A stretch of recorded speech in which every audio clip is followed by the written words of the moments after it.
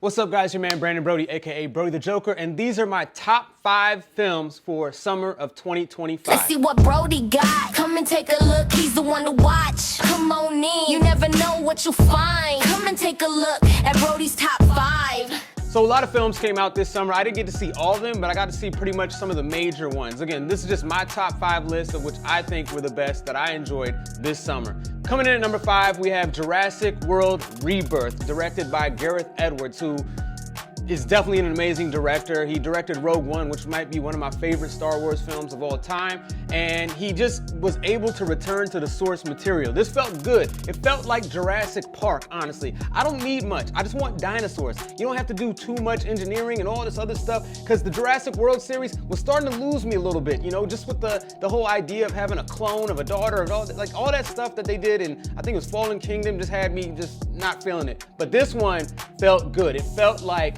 we're just being chased by dinosaurs. If I understood the mission, they needed 3 little beacons and different, you know, they needed a land, a sea, and a flying dinosaur that they had to put the thing inside of, and I was with it. That's all I needed. Just dinosaurs and a little bit. It felt like a video game. I got it. I understood it. So the reason I have to put it at number 5 was for 2 reasons, okay? Reason number 1 was the whole movie started out with a catastrophe that could have easily been avoided. The catastrophe began because a Snicker wrapper got caught in a high security airlock door. A Snicker wrapper was the reason that all this jumped off. We letting catastrophe happen because of a candy bar? Oh, come on, man. Come on. We can do better than that. I would have preferred somebody spilled coffee on a control board than a Snicker wrapper. I mean, come on. That was just egregious product placement right there. Egregious product placement. Secondly, put it at number 5 because of the whole dinosaur that they created, which I'm calling the Uglyosaurus, because this dude was ugly as hell. He was hard to look at on screen. He had this big growth on his forehead. Looked like he had a tumor.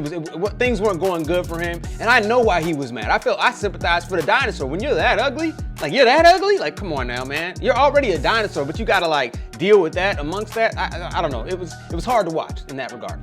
Coming in at number 4 is Superman 2025, directed by James Gunn, who of course smashed it with the Guardians of the Galaxy series. So he solidified. I knew this was going to be good going into it because of how he made me appreciate the Guardians of the Galaxy. I never even really knew who the Guardians of the Galaxy were, but by volume 3, I was locked in. So I knew I was going to be locked in for Superman. And over the years, Superman has been eating the dick, let's be honest. Superman has not been the Superman that we really wanted to see. Man of Steel was cool, it was all right, but by the time we got to Justice League and Batman vs. Superman, it's just like, it felt corny because I understand they were trying to give a darker tone, but when you make it too dark, you leave room for corny. So I feel like the other movies, the other iterations of Superman didn't know what it was. This one said, we're bright, we're fun, we have a dog that can fly. And it was like, it kept honest to itself. It wasn't lying. It was like, we know we're kind of corny, so we're just gonna rock with it. It's gonna be bright, it's gonna be a little tongue-in-cheek, but it felt like a comic book. It really felt like a fun comic book. And I started to fall in love with characters that I didn't even know about. I didn't know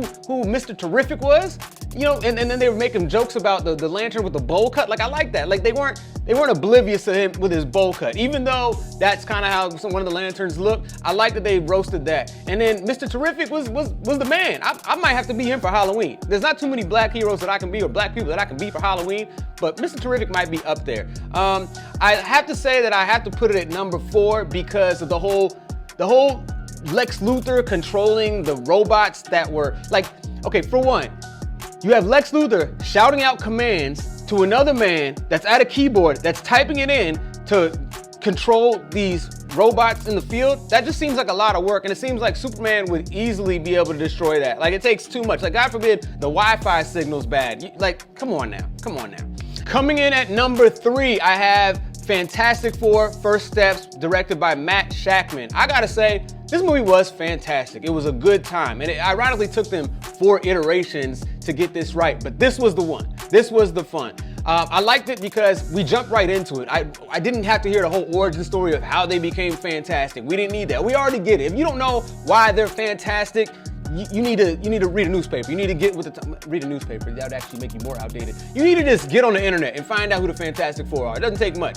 But this one was good, and I like that they made Galactus look like Galactus. One of the older iterations, they made him look like a puff of hookah smoke. Like he was hookah in the old ones. But this one was good. I liked it, and I got to see it in IMAX. So Galactus looked extra galactic-y. Like I'm talking about, I was looking up at him, and I was like, yo, this dude might really step on my face. Like that's what it felt like, and I feel like that's how it felt for the Fantastic Four. I also really like the idea of them having a baby in this one. That was really interesting, and I know what they're kind of leading up to with that. I don't want to spoil that, but that was kind of interesting. Only thing that took me out of it a little bit, I couldn't help but thinking like, you know, Mr. Fantastic and Invisible Woman have a baby, so that means they smashed. And that made me, you know, before I thought Mr. Fantastic had a bad power, but if you could stretch during sex, then I think that kind of gives you the best power.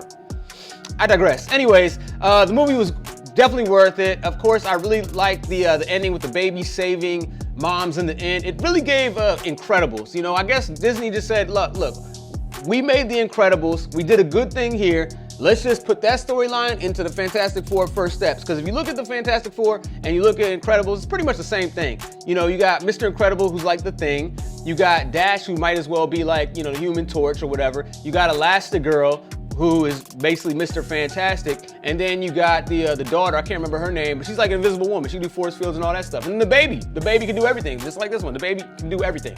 Coming in number 2, I have F1, directed by Joseph Kosinski, who also directed Top Gun Maverick and Oblivion, both films that I really, really enjoyed. This one made me realize I never knew that I wanted to drive a Formula One race car. Like I didn't know, I want to go to a Formula One race, but not only, I want to step onto the track and get into a vehicle. I'll probably crash immediately, but that's how fun this movie was. It just threw you right into it. Whether you knew about F1 or not, you were going to be educated. They were going to teach you along the way. They were going to hold your hand, and it was just a good time. And I love the camera shots because he did the same thing with Top Gun Maverick, where you felt like you were inside the cockpit. This one, you felt like you were in the driver's seat of these Formula One vehicles. And the acting was great. James and Idris, Brad Pitt, you hated them and loved them the entire movie. You hated them and loved them. I don't know if it makes sense to anyone that saw it, but like there was parts where like you just hated both of them, but you loved their camaraderie. And you know, by the end of the film, the way it just kind of like all came together, it felt full. You felt like you watched a whole movie. I would watch a F2. I doubt that's going to happen, but I would watch a F2. If they made a sequel to that, I'd be locked up. I'd be all up in there. Coming in at number 1, we have Weapons, directed by Zach Cregger. Man, Weapons, I didn't know what to expect, and I love when I go into a movie and I don't know what to expect or have any idea what it's going to be about. This was that one. Weapons was like no other horror or thriller or whatever you want to call it. However you want to classify this movie, it was just tense, man. I've never felt so much tension in a movie since, I want to say, damn near like, man, maybe like The Exorcist. Like it just had this weird, this energy, and you didn't know. You wanted to know why these kids were being weaponized. You wanted to know what was happening. And I just like the style because a lot of it was taking place during the day, and it's interesting to make things during the day still creepy.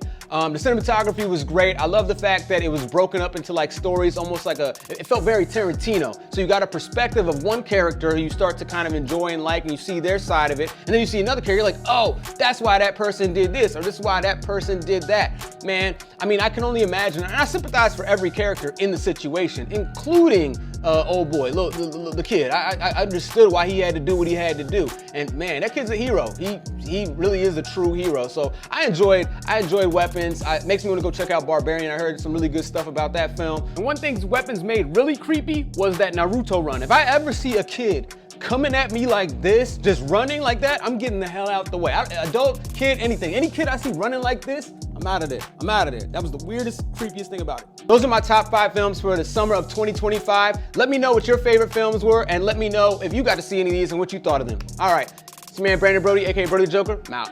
Let's see what Brody got. Come and take a look, he's the one to watch. Come on in, you never know what you'll find. Come and take a look at Brody's top 5.